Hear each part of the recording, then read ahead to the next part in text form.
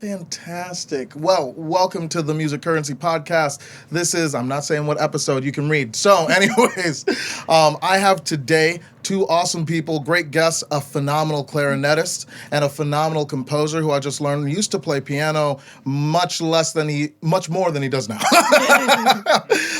This is Emily Rose and Josh Aguiar. Welcome, guys. Thanks for joining. How y'all doing? I'm doing great. Doing good. Fantastic. So I know I kind of talked to you guys about the podcast a little bit, and just the whole idea of it is just that we talk about music, how you've come to where you are as musicians, and how you've really kind of leveraged your own unique other interests, especially into your musicianship, and what that's looked like, and how you've found success through that. Mm-hmm. So how'd you get to being musicians, first of all? Why do you do it? You started earlier than I did. You could start us off. Just in music in general, it was just middle school.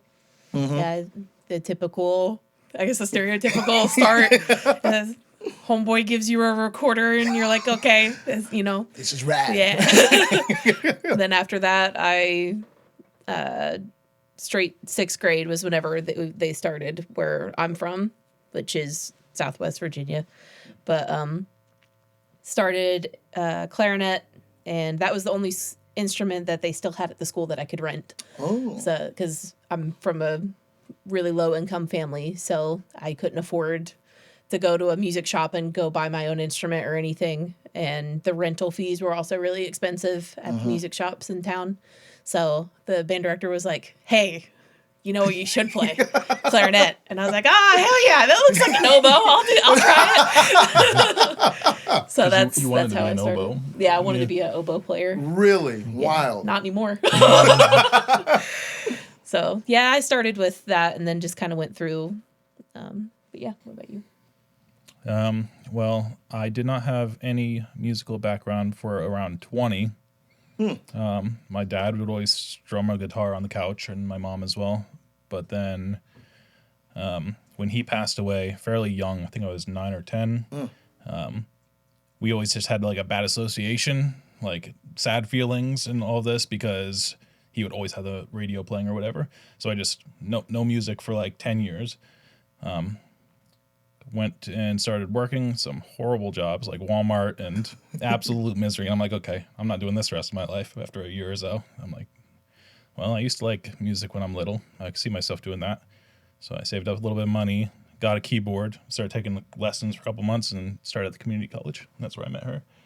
Oh, neat. Yeah.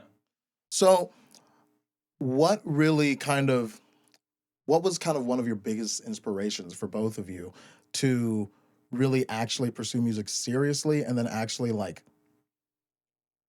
when did you realize, you know what, I can actually do this maybe, or how did that kind of progression happen? Because like right now we're all at UNL, right? Yeah. Getting close to finishing up these DMAs, but like how did you get to that? What made you say, you know what, I actually kind of want to do this, and I can see myself doing this just permanently? I mean, as soon as I committed, I'm kind of stubborn. So I was like, if I'm going to do this, I'm going to do it regardless of, what it takes. Or I don't care if I'm not going to earn any money. If I'm sitting in a cardboard box and I'm doing it, then I'm going to be happier than I was at the time working these, horrible cart pushing jobs or whatever. And then, I didn't really understand what composition entailed or even piano at the time. But about halfway through my bachelor's, when I started to explore my own voice a little bit more. I don't know, it just started feeling good, where I didn't have to do what they're doing. I could succeed doing whatever I felt like. I didn't have to follow traditional harmony. I didn't have to follow all these things. And I don't know, when I saw a little bit of success, I'm like, oh, that person actually kind of thought that was cool. Oh yeah. So I was like, okay, well, let's just keep doing this. And I haven't stopped doing this.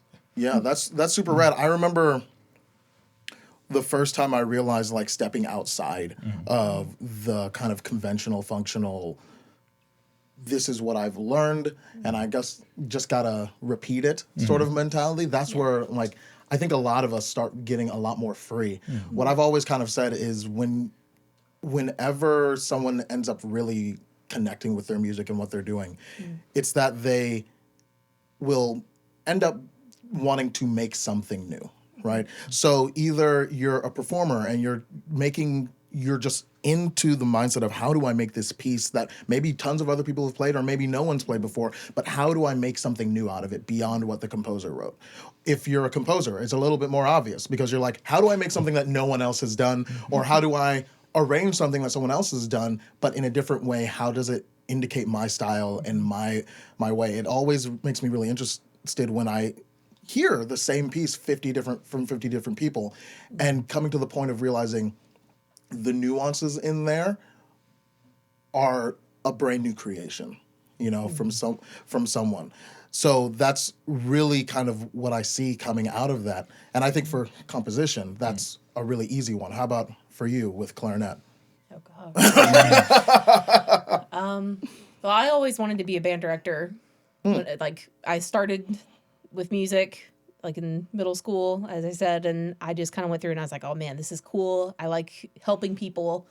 And I always wanted to be like that person that was like the martyr or something. I was like, man, I want to be out there and I want to help people who, can't have the same opportunities. I want to be able to go out in these communities and, work with kids, everything. And I got the opportunity whenever I was in 11th grade to go to Canon Music Camp, it's at Appalachian State University in Boone, North Carolina. And my aunt had sent it to my mother, and my mom was like, oh man, that might be cool. Let's see if we can scrounge up enough money to get you to go. So it's just like a stereotypical like month-long music camp. You go, you stay on campus, you dorm, food, all that stuff. And then you get like theory lessons, piano, bands and everything. I placed last chair in every ensemble. I could not do theory. I had no idea what music theory was.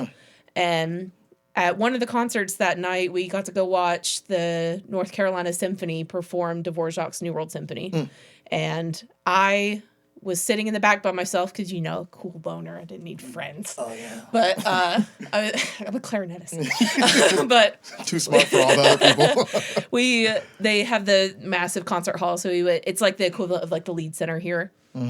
And I was sitting in the back, and then they started playing. They played some other pieces and stuff too, but they started the New World Symphony. And I had never heard an orchestra ever. The string players did not exist where I'm from unless you're a fiddle player. And I had no idea what a full concert orchestra sounded like. And I heard them play, and I was like, oh. I started sobbing. I was just like, it was one of those things where I kind of laugh at the like, oh, the soul, like, like, that doesn't really move me, and the same way that might other people. But then I heard that, and I was like, oh, that's kind of what it's about.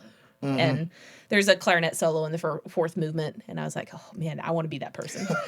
So I really buckled down trying to learn some pieces, and I went back to my band director and was like, I made connections at App State, and the teacher seems to like me. She's really cool. She's an introvert like me, and we kind of get along. What do I have to do to be able to go to school for music? And there was our teacher that we both mutually had in our associate's degrees. He heard me play, and they had like a little come and play, like little chamber music diddle. And I did like a little trio thing with my teacher and another friend of mine, also named Emily. Nice. But played clarinet, and he's like, oh, if you come here for school, I'll scholarship, full ride. I'll help you get an instrument. I'll do whatever I can to get you here, let you experience what it's like to do music. And then, if you want to go to App State, I can hook you up. Because that was his alumni. Oh, that's He's awesome. an alumni from App. So went there, and then he got me in with the Knoxville Symphony Orchestra. I got to perform Stammetz's Clarinet Concerto No. 3. And I got to play the last movement with the orchestra, and I was like, okay, yeah, this is it. I like this. And tell them what happened during your performance. Oh, come on. That's what we're here for. So if you've never heard it, which nobody's going to listen to clarinet solos, but the movement has a bunch of little baby cadenzas in the middle, and I was playing, and I was so into it, and just like I was trying not to cry the whole time because it was just such a surreal experience getting to be on stage with a full orchestra.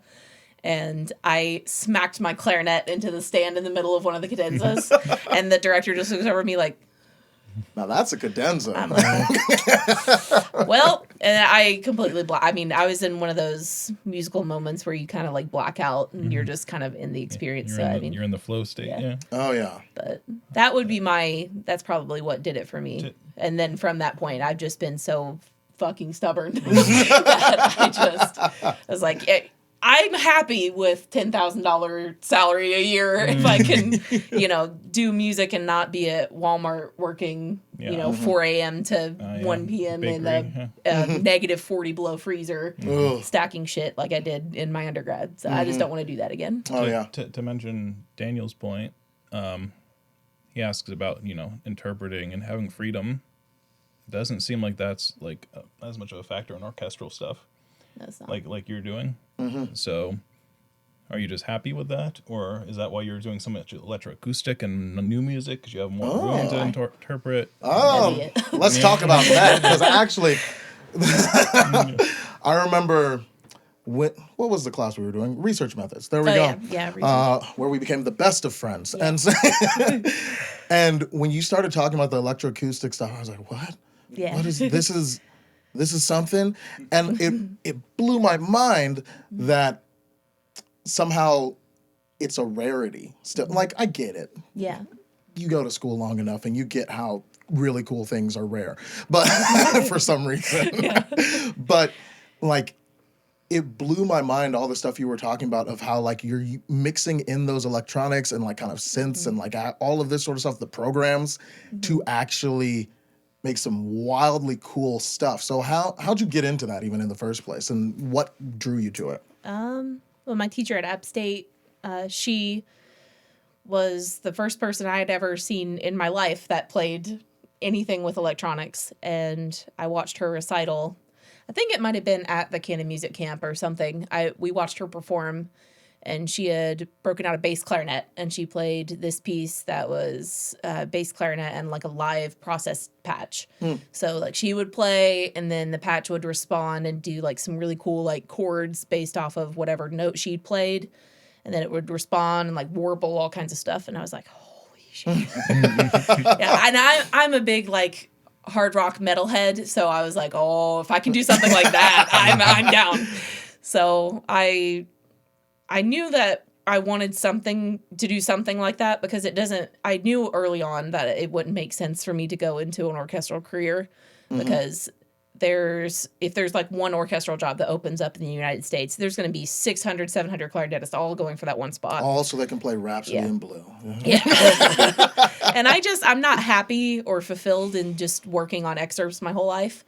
And I like to collaborate with people. That's my biggest, probably my strength, I would say, of all the things, if we're going to be positive about ourselves today.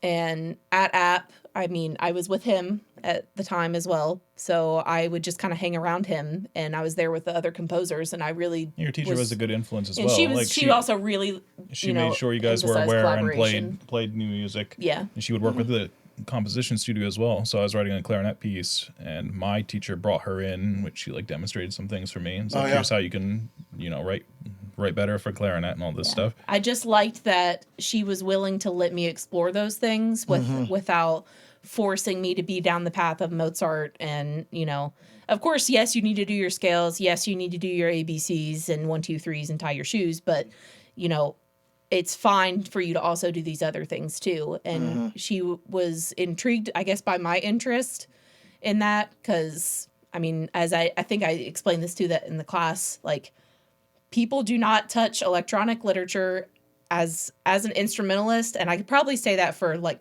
broadly speaking, as any instrumentalist, really, not just clarinet, but they do not touch electronic literature until they're a graduate student. Because as a graduate student, you're expected to explore every possibility for your instrument, because by the time you get to a doctoral degree, you got to be the master of whatever you're doing, and you need to specialize in something. So whenever I was kind of going through all of that, I saw what the composers were like, and I was like, oh, I like their attitudes. They're chill. And they composers always just want you to play their stuff. And I was like, I will do it. You write me clarinet things, I'll be there and I'll perform all of it. So I was like, I would play Job any and security, every yeah. piece. Job security if you could have. Yeah, and Oh, yeah. and I was like, it makes sense for you to do electronic literature because look at the generation we're in, and from floppy disk to Apple iPhones and everything else. But I mean, it made sense for me to do something with electronics because then I could have a career. Oh yeah. Instead of being an orchestral person that can only do something that's acoustically, the norm. On Yeah. the Lucky. instrument. Yeah. It's If you're lucky. Yeah, it's something super. It's the reason why, like, I'll say too that anyone going to music school, for instance, should probably know how to record themselves on mic. Yeah. Like, it's one of the most entry level basic things that now is like required. Like, what mic do you use? Do you have one you prefer? Is it just one of these SM57s or is it something else? Like, it's not that wild, especially coming from like the vocal space where I always say and will stick with it, we like to be the cheapest of the musicians because we don't have to pay for our instrument nearly to the degree that really anyone else does. I don't have to pay $100,000 for a new piano and then buy the music. I Yeah. just have to buy the music and just buy a mic and something, But getting into the electronics and that whole space, I agree, is a really cool new direction that also, I mean, you definitely know more than I do, has been, there's been exploration into it for much longer than the last, 5 years. Even. Oh, yeah.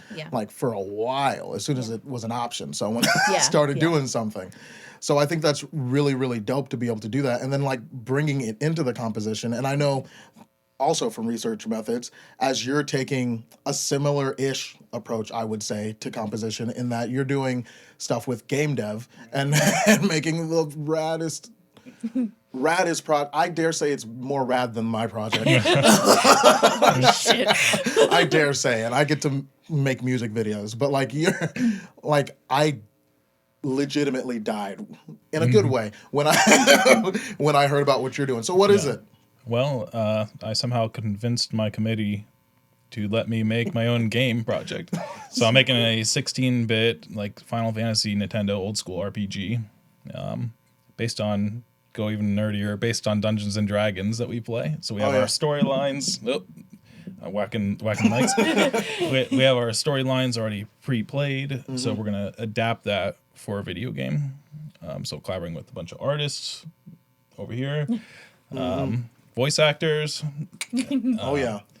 And I'm just gonna put on a little game. And of course, I'm doing all the music and I'm doing sound effects. We're gonna be recording the voices, of course. And I just hope to get a job in game dev of some sort after. I think it's going to look good if I'm kind of like a producer. I'm managing all these people, all these different aspects. I'm kind of cross department working, and I think it's going to be a nice project. Oh yeah, 100%. And plus, I spent a lot of my life playing video games. I'm not going to say how much. So it just ties in really nice. Oh yeah, that's super dope. When you said you were making it 16-bit, I was just blown away by even that concept. I've finally started getting into composition. I think I've, along the lines of what I was saying, of figuring out how to create something new. I started kind of getting to the composition stuff some, but I think I recognize that I'm more in the director space. I think a lot of vocalists end up being directors or something, whether it be of operas or orchestras or whatever, right? But I really loved getting into the composition space, but as soon as I finally was comfortable enough to be able to not be worried that I screwed up my cadences or whatever I was doing, did my theory wrong or whatever, that as soon as I actually got outside of that, I was like, oh wow, there's tons of cool options, lots of different things to do. And then I said, there's too much stuff for me to do. Let me go back to directing. But to see one of those options being, you know what, 16-bit is a viable thing, especially now with so many indie games that are really getting prominence again. Yeah. It's just so cool to be able to see how it still exists and there's a clear market for it and there's a clear opportunity for people to actually do something. Now, did you originally think that you were going to do that though when you started getting that keyboard and playing piano? No. Back when I started piano, I just wanted to do music for fun. I didn't even know that composers existed. Man. I was almost done with my associate's degree altogether, and then I'm like, well, at this point, I mean, I've learned some piano, but I'm still way behind on like just things that need time, like reading sheet music and so on and so on. I didn't have the high school experience of just, figuring my way through Mozart and whatever. I'm like, what are some options? I forget how it came about, but after a while, I'm like, there's a composing degree still? I thought that stopped at Beethoven. Like, what is this? Yeah. So I asked my professor about it. He's like, I don't know. He was a church musician. So he's like, how about you practice arranging some piano tunes for me to play on Sundays or whatever? So I, just for fun, started arranging some things and made some really simple, horrible pieces that I auditioned with in like 3 months. I auditioned and got on a wait list. And when I interviewed, he's like, so these are pretty simple. Simple's not a bad thing. Yeah. And then we talked a little bit about my favorite composers and whatever. But at the time, so that was like a last second decision to become a composer. Yeah. And then I made some friends in the composition studio and started learning more and more about, I kind of do whatever I feel like and be successful instead of trying to do, like, I don't have to compete with anybody as a composer. Like, I've never felt competitive because I'm just doing something completely different than my own thing. And that's just, I don't know, it's nice. I don't have to worry about playing that Beethoven Concerto the Best. Or, Oh, yeah. Yeah. And that's something for me that I like getting competitive, but when it matters, maybe, and that's rare, right? Like, it's not often that it really matters all that much to be competitive. And I think that's the thing that I appreciate so much about composers, and I also find this often with, like, percussionists, who, though, they will get really competitive. Well, I would say I am extremely competitive, like, too competitive. But the thing is, if I was a pianist, I would have to be competitive because you're competing. You're directly competing against somebody. As a composer, everyone's doing something a little bit different. Yeah. I mean, No one's going to have your exact same voice, and it makes sense for you to just learn and collaborate with people, and being competitive isn't going to get you anywhere, really. I mean, and at that point, I'm just competitive against myself. Exactly, Like, which I think honestly is the better place to be at most of the time, because then you're able to, like, say, I did this, but I could have done this cooler. That's the thing that I come away with from looking at my undergrad compositions and arrangements. Whoo, they were bad. But for like looking back on them and having the new perspective, I'm able to say, oh, I could have just been way simpler and this would have been infinitely better or whatever, and that gives more drive and opportunity to grow and move forward, which is really ultimately what we're trying to do is grow, find new opportunities, and be able to, ultimately collaborate. Yeah. Yeah. I think one of the things that I found super, super interesting about kind of the work that you guys have done is how you've integrated it into, like, art, which we haven't even visual art, which we haven't even talked about that much yet. And then, like you said, the game dev. Why was I doing this? I don't know why, but I was looking up your YouTube channel and I found when you did the sound effects for Dark Souls, or was it Demon Souls? Yeah, Demon Souls. And That was so fun. It wasn't even. It was crazy. So rad. I was like, this is fantastic. I loved it. It was fun. I think the nice thing about it too was being able to see and say, he just did this for fun. Yeah. This was so cool. He didn't have to worry about going all in and making sure that the water droplets were like this, but you still had different sounds for different textures and all this sort of stuff, which was really fun to see. Oh yeah, that was a fast project that I put together, kind of last second, but it was the most fun. Yeah, it was the most fun I had, and probably Our house was chaos. it was a blast. Yeah, sitting there making like the gurgling death sounds for monsters or whatever. I even had her laughing. I was like, okay, now I have to do this like hardcore for my final project here. Oh yeah, do some like real voice work and things. That's gonna be super fun. Foley's one of the funnest things I think I've ever seen. Like, just let me put shoes on my hands and crush through some sticks. Like, it's so cool, so fun to be able to do that sort of stuff, and combining it with other arts and other interests, I think is just so much cooler than just being in the single space. Like, and this is how I even really learned about all the other stuff that you guys are doing. Cause like, you draw and I no clue. And how did you, like, what's that looked like as you've gone through as a musician? You said for ICA, you have designed some stuff for them, which is what again? I don't even. So ICA is the International Clarinet Association, which again, clarinetist. Yeah. I'm gonna be in that. But I mean, some of my friends that are in the ICA, they knew that I was a nerd. I mean, I like the animu, I like the games, all those things, and I'll draw. I draw a bunch of fan art and stuff anyway. So they'd seen my art and they're like, "Do you do any like graphic design?" I was like, "I can." So That's the move. I like to think that sometimes I have a pretty decent sense of humor. But they were like, "Hey, can you make us some like funny designs? We really just want something that will appeal to people your age or younger. That's like me. It's just whatever you want to do. Just make up stuff and give it to us." So I made a like graffiti-ish, like 90s style little caricature design for them. And then I was like, I'm just going to make some like funny memes, like ask me about the wall test, which is just smashing your reed into a wall. So it's just like little things like that like you would get if you're a noodleist or even really just a musician. And I got into doing that and I was like, oh man, if I could do that, because I always wanted to do something for the ICA. That was like my start. I was like, okay, if I can do something for the ICA, then I can kind of move it anywhere. Yeah. And I was already doing work for them with the committee work and stuff. And I was like, oh, okay, I can do that. So I've been like the go-to the past, I guess like 2-3 years? year probably. Yeah, something. It's really kind of accelerated. So I made those designs at first. Then they said, how about you make some other designs? So I made a part 2 graffiti design to go with the other one. That's right.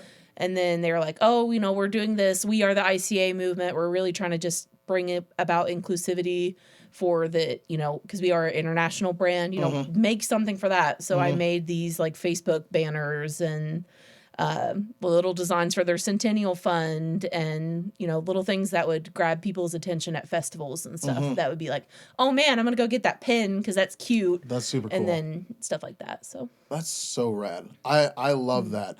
That's how I found out you drew in the first place. Kate was like, hey, what would be great for the show that we're trying to do? Emily. And I said, what? Yeah. But like that's something that I find really, really cool. And I love it so much because it really takes the skill set that you have as musicians, as clarinetists, as composers, and being able to take them and put them in other spaces. I told you guys about how I'm working on this horn documentary with Eric, and immediately I was like, this will be so cool to have you write it, write the score for it and stuff, because one, Eric does Ren fairs and things. Yeah. He just finished writing his book. It's out on Amazon. You will find out about it later when we actually have him on. But because of that space, I was like, the perfect person who would know some stuff about this.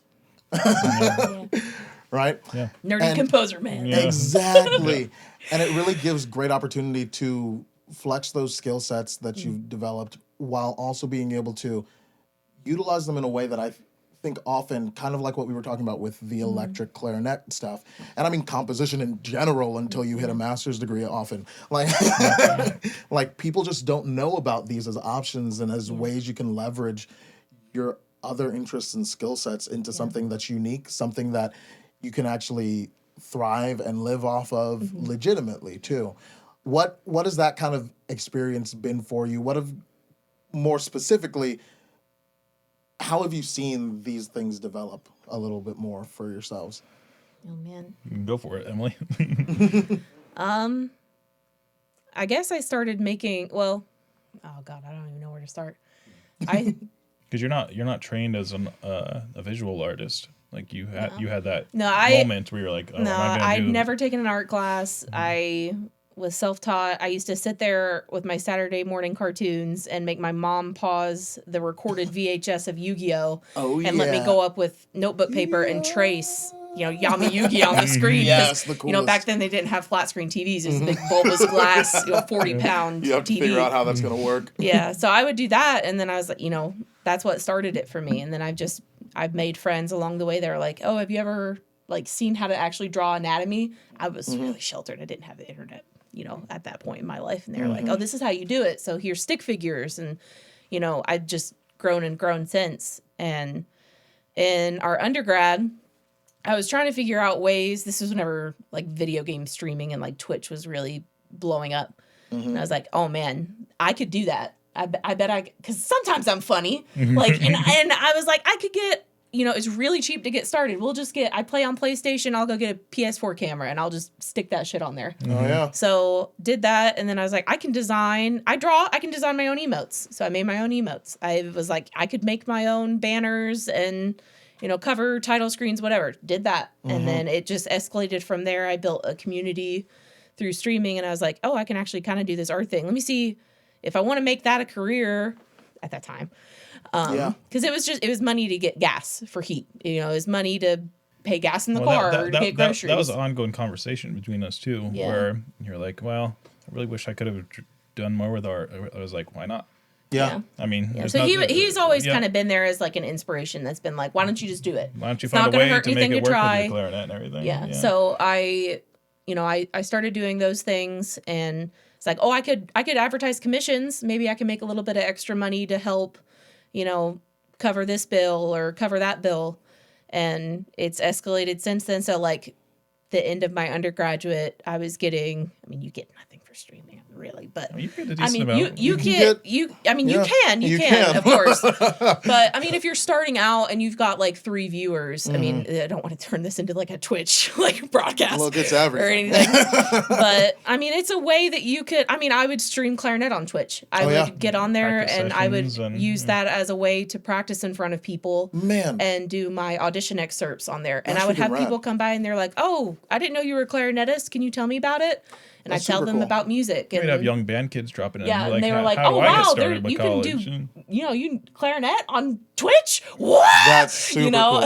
So, I did those things, and it's just escalated. So, like through my master's degree, I would actually that was my job. I would stream. I would come home, play Final Fantasy 14 or Fall Guys, something stupid, and I would just stream and do those things. And I was a traditional artist at the time, but then he got me a little digital tablet.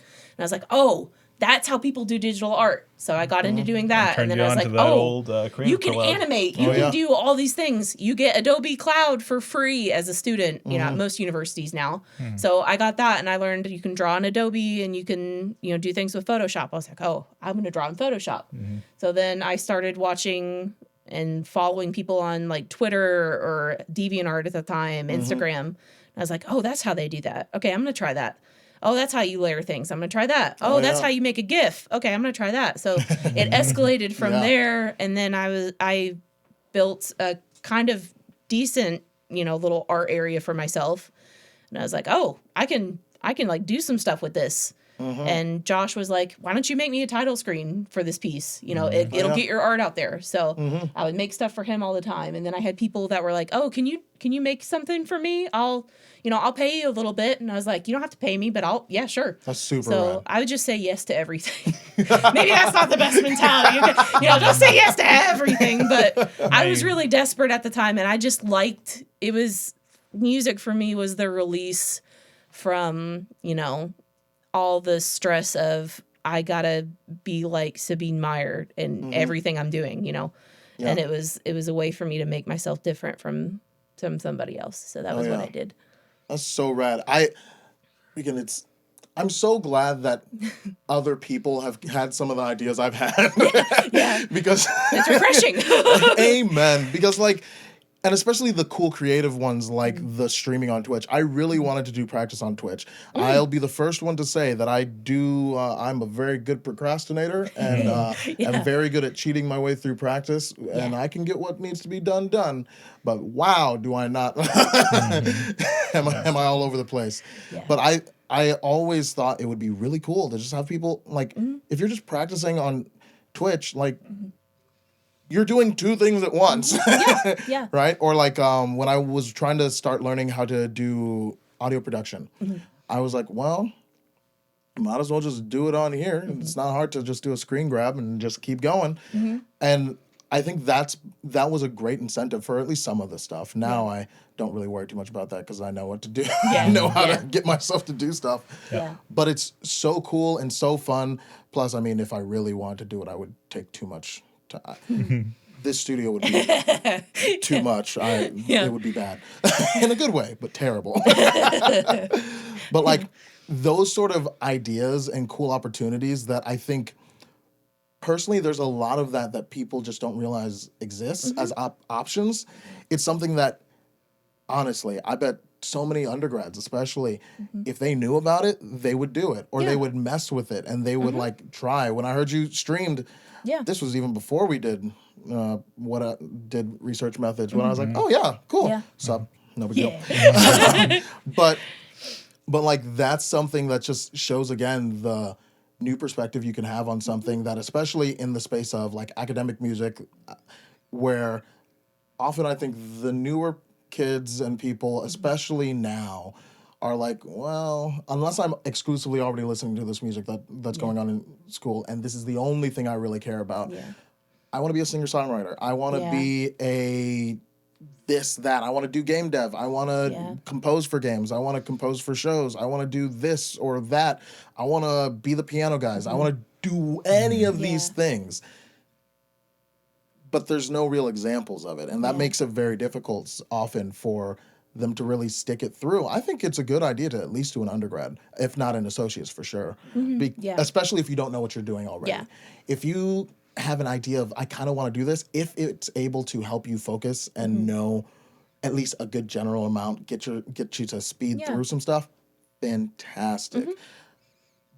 But like it's something where I think we're missing out on some great opportunities to incentivize people to both go to school more, but also take control of their education so that they can clearly understand, I can go to school to do this, but if I'm not doing the thing that school's really best suited for setting me up for, I can do something else that's really rad. Yeah, absolutely. And I think that's a great opportunity. It's that growth period that you have, and you know the age in which you're going to probably be going to do an undergraduate degree also, you know, plays a part. Hugely, you know, you're coming from a high school. Most people, a standard high school education where you are told what to do, you are told what homework to do, what to read, what to, you know, X, Y, Z, how to walk with two legs, those things. And then you get to college and it's, you know, for many people, it's a big eye-opening experience because it's like, holy shit, I can do whatever I want to do. So if you want to specialize in something, cool. But then, you know, you need to have those teachers or those experienced, those friends that are like, you know, why don't you just do a little, you know, do something on the side? You know, if you're not getting what you want out of, you know, play. I'm gonna keep going back to, I guess, myself as an example. If you're not getting what you want out of just playing orchestral excerpts and playing Mozart all the time, do something else that's gonna fulfill you as a musician because you like it for some reason. Yeah. So what is it? What for you? What is that? You know, and that's, you know, probably a little bit of growth that needs to happen there too. But you know, at the end of the day, whenever you go to lay down and you know sleep at night, what is it that fulfilled you to get you from point A to wake up and then point B to go to sleep? For me, it wasn't Walmart, and I mean, it paid the bills, but I was still busting my ass. I was a double major in my undergrad. Oh, yeah. I would 17 credit hours a semester. I was still going, and I'd be up at 4 a.m. and then I'd go to work until 1 p.m., take the bus, go to class, and I wouldn't be done until 10 o'clock. Then I'd go pick him up at the deli at Walmart, and we wouldn't be getting home until 12, 1 o'clock. And then I would do that every fucking day. You know, it fucking sucks. You know, and I mean, but what fulfilled me at the end of the day was I would be able to go in there with my teacher and be like, you know, I really liked this one Rhapsody that we played through because it was like nice solo literature and it was like not the same thing that Billy Bob Joe's working over in the same practice room. Oh yeah. So I don't know. That's tangent, but I mean, I think that's 100% where it's at. Like being able to truly understand both yourself and like what is really connecting with you is the spot where you've you've hit another level of growth as Yeah. a musician. I mean, as anybody doing anything, really. Yeah. Like when you recognize that, because there's some people that will live and die loving working at Walmart. I don't know Yeah. them, but they will. Yeah. But like, there's other people that is like, that's not me. Mm-hmm. But I think the greatest thing about school, I was talking to a friend about this earlier today, actually, is the opportunity for mentorship and good mentorship. Yeah. If you can find a great mentor, Yeah. like honestly, that's what you really need. Yeah, it is. You don't need school as much as a great mentor, because that great mentor is going to help guide you and help you find, maybe I do need to go to school, or Yeah. maybe I do need to just research this stuff on my own. I've had great mentors that helped me stay in school for as Yeah. long as I've been in Yeah. now. Yeah. But also ones that when I said, should I just take a class on this? Should I do this? Or like I would know what I need to do. Yeah. They said, no, you can learn a lot more efficiently on your own because of where you are Yeah. elsewhere.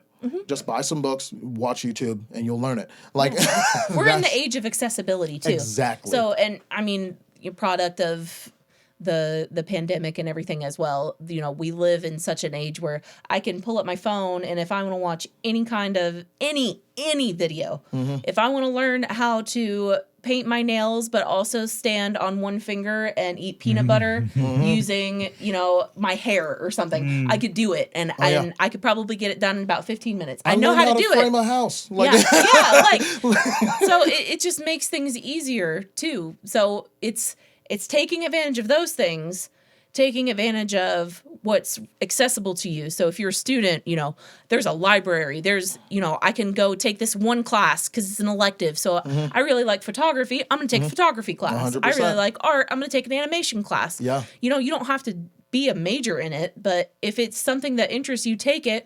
You know, does that seem like I could use that for something else? To go off on a tangent, not quite, but like a sidebar. I as a double major, I couldn't take the music entrepreneurship classes that were offered because they interfered with my music education courses. So I had to take courses in the business college instead. Oh, yeah. I went into the business college classes and they said, oh God, there's a music major in here with a, you know, first of all, they're like, eh. Second of all, they're like, well, why in the hell are you taking this class? What, you're a musician. You're just going to play. Like what in the world will it do for you? Well, in that class, I learned, you know, I need to be making a website. I need to be, you know, broadcasting myself. Every moment I'm around anybody in any professional sense, I need to be, you know, on my game. How can I introduce myself? How can they remember my name? How can, you know, XYZ? And we would do like these projects, little miniature projects where you would, you know, I'm a weeb.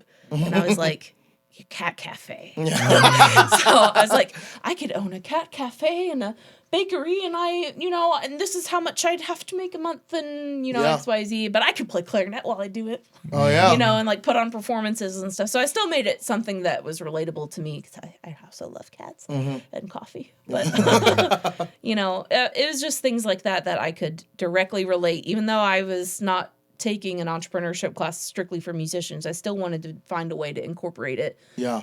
So it became useful for me now.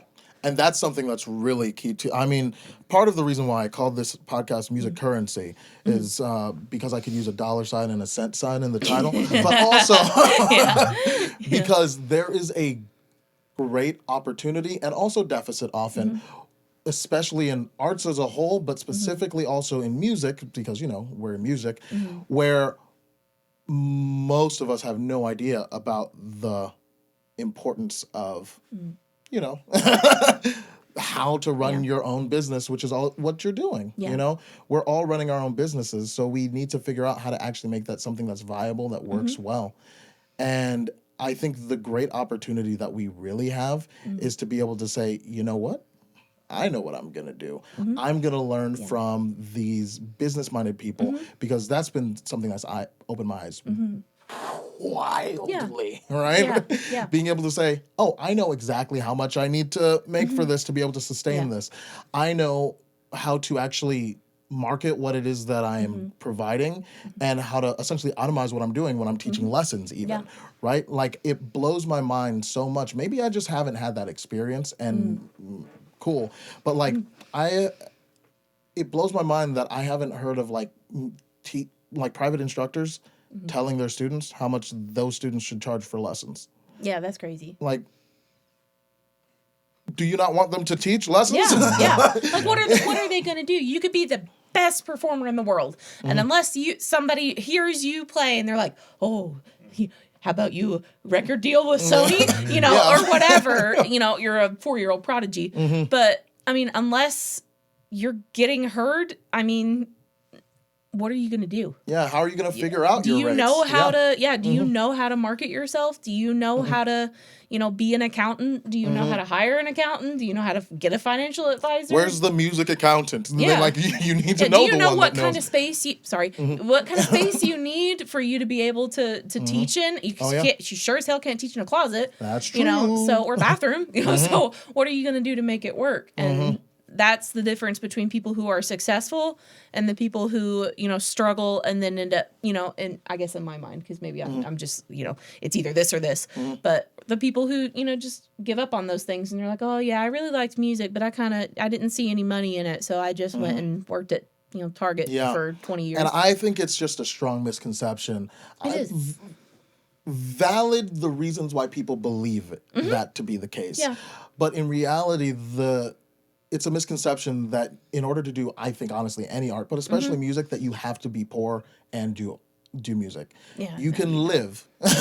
You can live quite decently doing it. An easy example is I've talked to a lot of friends now, and I've been like, it's easy to make 60 to 80K as a private instructor. The issue is you have to market and market and market and sell, but give it 5 years and you can have a full studio and you can be able to have, like, in the demon season of December through February and also May through August, where you may or may not lose half, if not all of your students. Like, you can still live, you can pay yourself essentially a salary and pretty much go on vacation if you wanted to at that point, you know?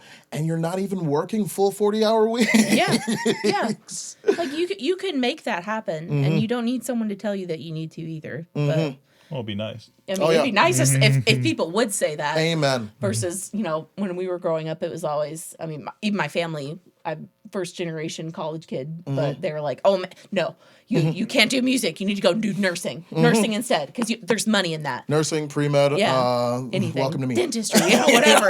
And I was like, that's not going to make me happy. I don't need money to be happy. It's great if I have it and I don't have to live in the box under the bridge. Yeah. But, that's not what's fulfilling me at the end of the, back to that stuff. So maybe that's too artistic to kind of get There's into. still a point to it, though, But you can definitely pay yourself as a business person. Amen. And the biggest thing is, too, business just opens my mind to that, you know, because you start to realize, one, for the business people that are making businesses out of everything, like, someone made and sold these trees that no one else can see. But there's a Christmas tree here because it's Christmas here all the time. And like, it's wild that, like, they get this information, and think of the number of businesses that they start and fail and start and fail.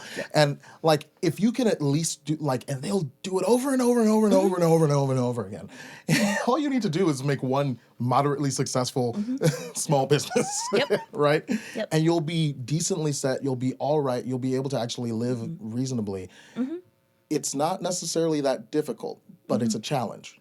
It's a serious challenge, but it's no more of a challenge, I honestly believe, than having to practice and hone your skills as an instrumentalist or as a composer, as a whatever, conductor, like whatever. You figure out your skill set, you capitalize on that skill set, and then you figure out who needs that skill set, and you work with them. You collaborate and you market that skill set. Like, that's the biggest part of it, And so I love being able to see that and hear that same thing, because I think that's the biggest thing that people really need and would like to see. 100%. So, we're almost done, actually. Wow, look at that. The question I have now is, what is one thing that you have learned, that you've seen, that you would like to kind of tell yourself about what could help you move forward? What would be, the thing that would help you really say, oh, boom, this is a great thing to know now. So what is the one big important thing you've learned? Also, Cameron, I think that camera died. Or the SD card went out. I mean, what about you? Give us an example. Oh man, one of my best things I think is you don't have to be 100% correct in music. Like being correct in music is a thing, but not really. Composition. Like I stressed out for so long thinking like, what? I don't know theory. I can't do theory. I suck at theory. I don't understand this. How does this work? I can't compose because I don't know theory. I can't even play my music well because I don't know like all of this stuff. End of the day, really, one, it's partially because I didn't understand how to use theory practically. As soon as I started learning that, I was like, oh, forget this. I can use this however I want. Right? That was, I think, one of the biggest things of you don't need to be actually correct in, like, there's no real correct in music. It's about growth. And end of the day, that's it. It's about growth. So just keep pursuing growth.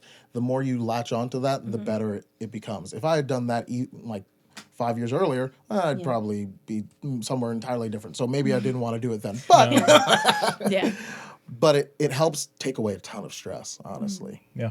I mean, I would agree. I can't get too much in there further than you. I mean, that would be the same for me. When I was first started, I was dead on. I gotta have this cadence or whatever. And now, I mean, do I even think about theory in my compositions? Not. If I get really stuck, I'm like, what can I use to get through here? And I might, think about some Bach counterpoint or something. But otherwise, I'm almost done with my DMA in composition. I don't think about theory. Oh no. Yeah, I mean, I think it's very common in undergrad to think there's a correct way, like you said, and that really set me back a lot of years of growth. I think not until my master's maybe. I had near the end of my master's, I had a new composition professor, and he said, I brought him what I thought was a cool composition, and he said, "Okay, nice. Anything else?" And I said, he's like, "Next time, bring me. This is nice work for a student, but I want you to bring me something from an artist. You're almost all your masters. Now you have to be an artist." Man. He's like, "I don't want no McDonald's music. I want you to bring me a nice salmon and some wine." And I'm like, Yeah, so that really made me think about it a little bit. Like you have to have intention, but there's difference between making, or even if the art's 16-bit, than making, a school project. Yeah. So the longer you're in school, the less you should try to do the schoolwork. If that makes any sense. Very accurate oxymoron. Oh God, I don't even know. It's just, don't compare yourself to other people because it's not going to get you anywhere. That's my therapist would be. She'd be over the moon that I just said that out loud, But it's hard for performance majors. It's extremely hard because your job is to be like somebody else. I mean, if you really break it down to the backbone of what a performer is. If you want to be as good as somebody, you have to meet them where they are and then be a step above them.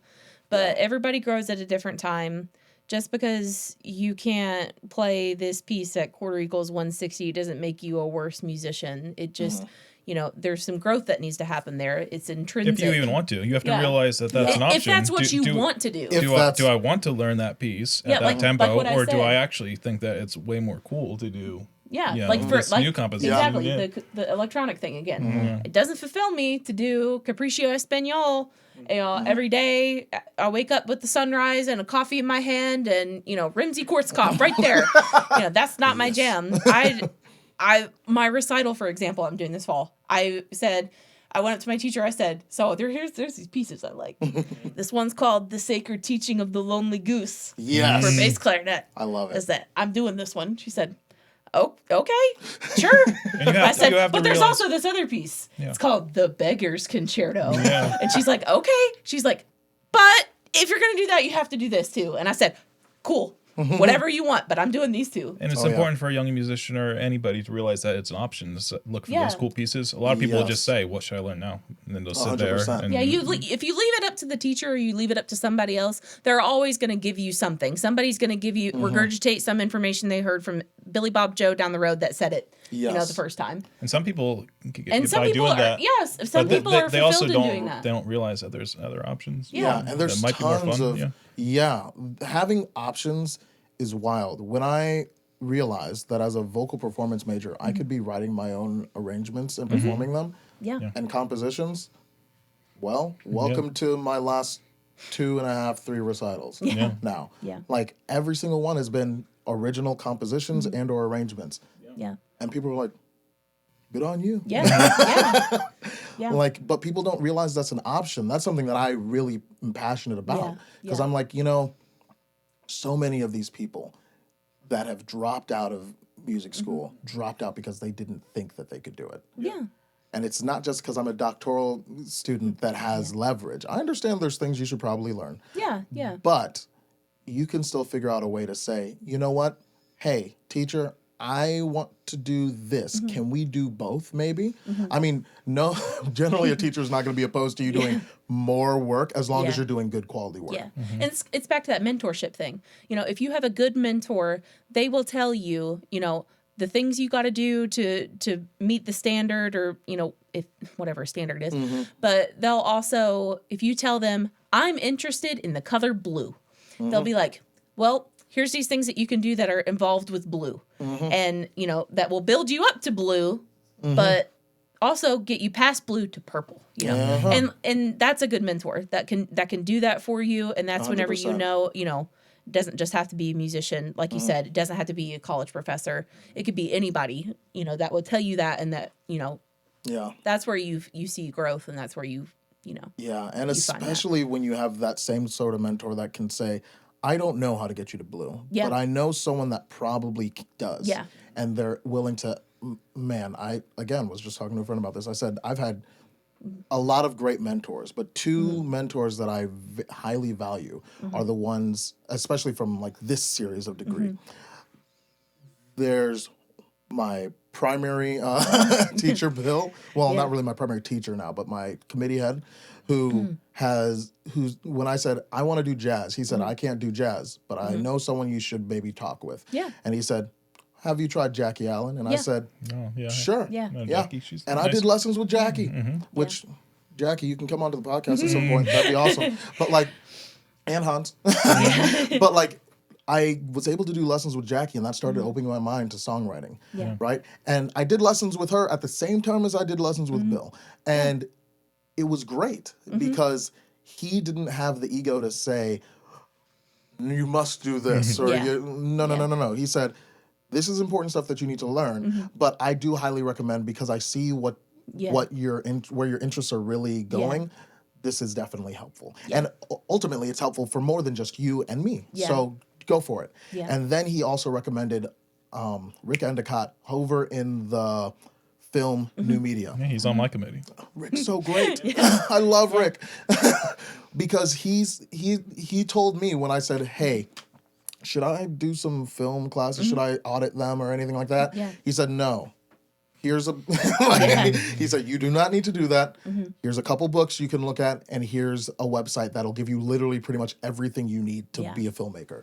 Yeah. And I took that. I now have 12 books on filmmaking. Yeah. I now am giving people advice on recording their audition videos, starting their own YouTube channels, doing all this sort of stuff. I now have my own shows that I'm producing and all this sort of stuff. And I was able to do that in a reasonable pace and in a way that really worked well with my ability to learn and the way that I focus. All because he said, you don't need to take this class. Sure. You don't need to take a class on writing. You don't need to take a class on doing this. Go look it up. Actually study it on your own. You're a doctoral student. You should know how to do this. Yeah. But I will give you the places you need to go.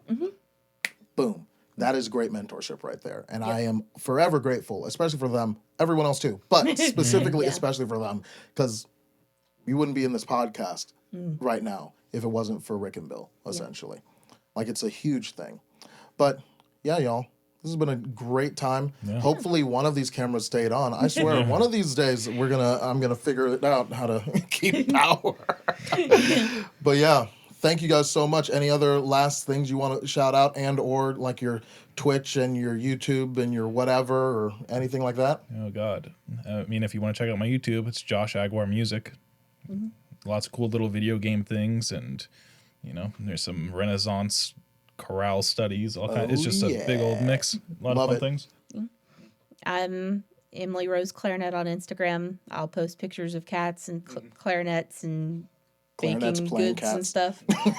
My Twitch and everything else I do is all Magica Aria, Magica, and then Aria. That's everything I do that's digital or whatever is all that. So, Awesome. hell yeah. Well, thank you guys so much again for being on here. It's been blast. I really need to figure out how to speak English one day. But yeah, thanks. Thank you. And see y'all next time.